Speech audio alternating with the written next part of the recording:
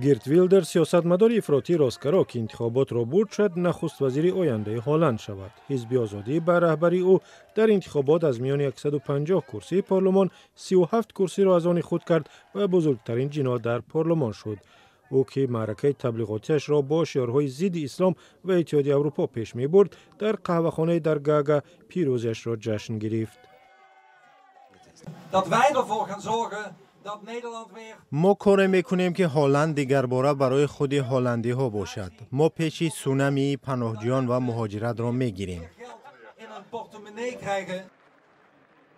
انتظار می رود ویلدرز با حزب نخست وزیر فعلی مارک روت و حزب سازش اجتماعی نو حکومت راستگرای تشکیل دهد.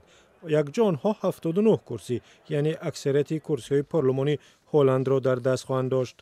ولی هر دو حزب موضع‌گیری سخت ضد اسلامی ویلدرز از جمله بستن مسجد و منع قرآن در هلند را قبول ندارند. شعارهای برانگیزنده ضد اسلامی او در گذشته سبب تهدید به جان شدند و برای همین سالهای دراز تحت حمایت پلیس زندگی می‌کند. پیروزی ویلدرز سازمان‌های اسلامی و مراکشی را نگران کرد. حبیب قادری نماینده مراکش‌های هلند گفته است اضطراب و ترس بسیار زیاد است. می‌ترسیم که ما را مثل شهروندان دوم درجه نشان می‌دهد. پایان اقتباس. ویلدرز میگوید که سبب نارسایی و گرانی خانه در هلند پناهجویان هستند و از نگرانی مردم از قیمت‌ها و شفاخانه‌های تحت فشار هلند استفاده برده است. او همچنین مثل سیاستمدار محبوبش ویکتور اوربان نخست وزیر مجارستان مخالف آشکار اتحادیه اروپا است. میگوید که هلند باید خرج پول برای اتحاد را کم کرده مانع قبول اعضای نو به آن شود.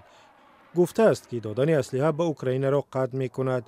اما هیچ یک از احزاب دیگر هلند این نظرهای او را قبول ندارند و معلوم نیست چگونه حکومت تشکیل می شود.